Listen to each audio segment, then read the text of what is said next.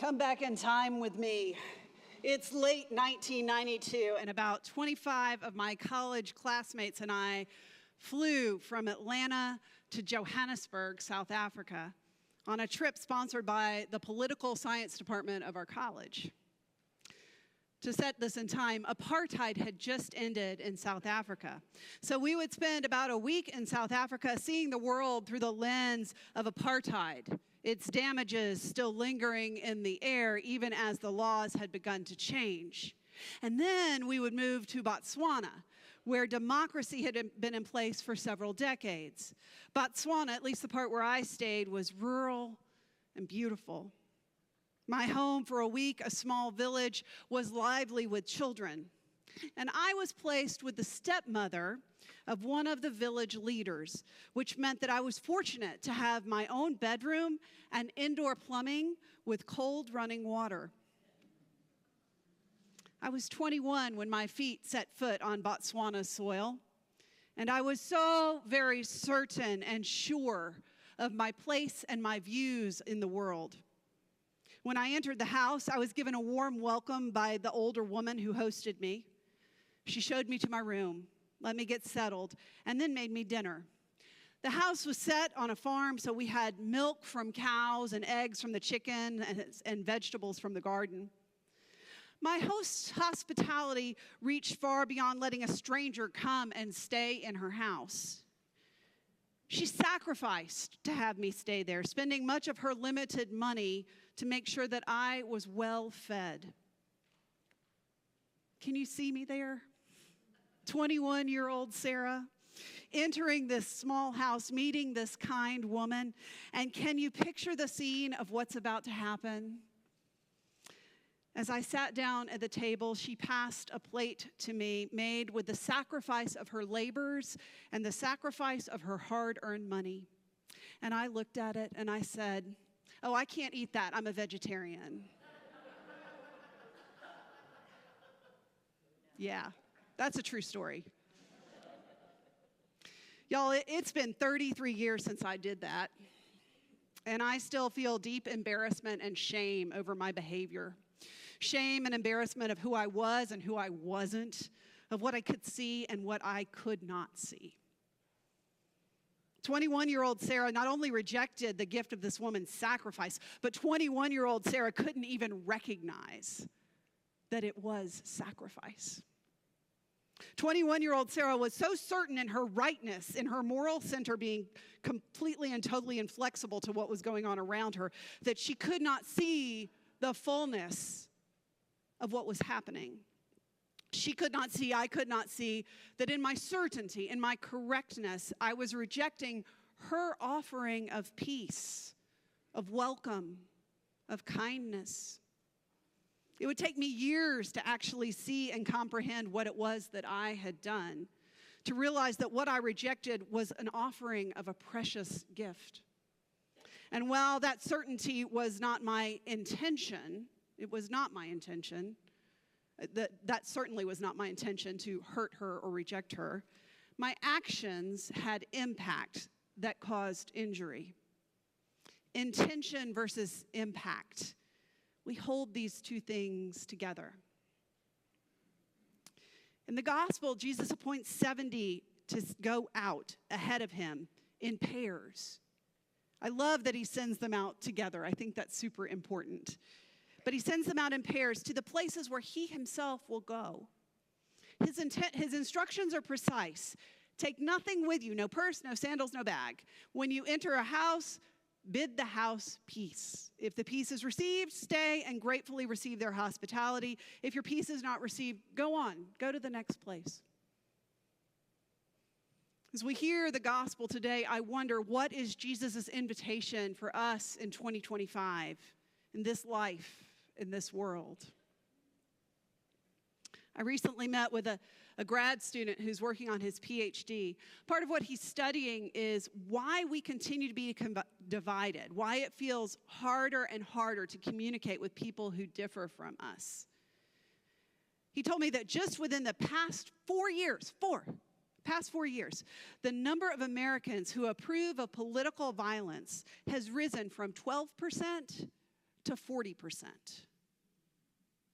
And the number of Americans who believe that it's okay to cast someone out of their lives, to cut them off as morally unacceptable because of differences in politics, has also risen exponentially.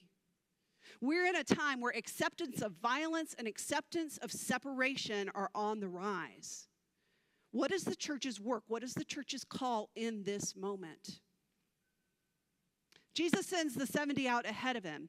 And I really don't think it's about proselytizing so much as I think it's about creating space for relationship.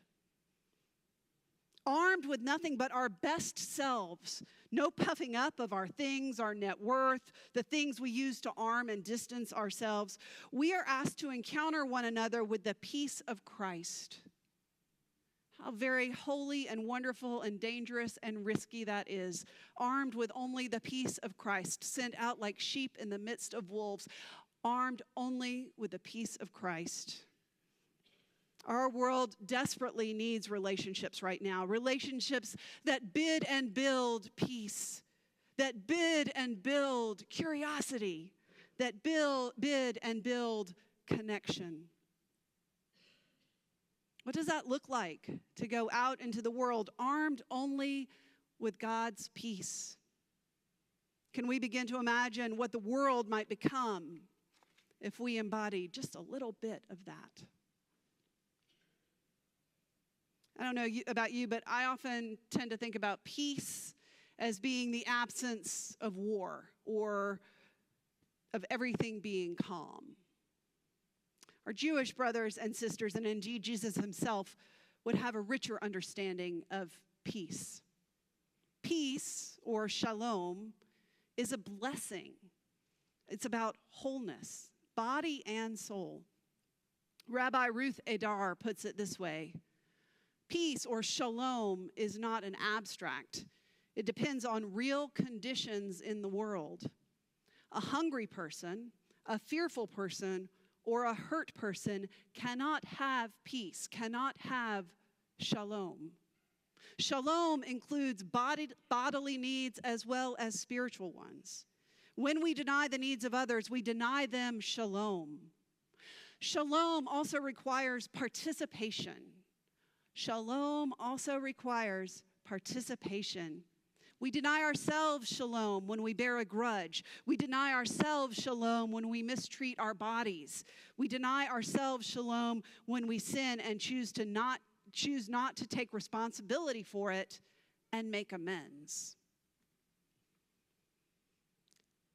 I look back at 21-year-old Sarah sitting in that small house in the Botswanan sun. I know myself well enough to know that my intention was not to hurt this woman or reject her hospitality. And 33 years later, I know that my intention did not match my impact. Whether I wanted it or not, I caused harm, hurt, damage.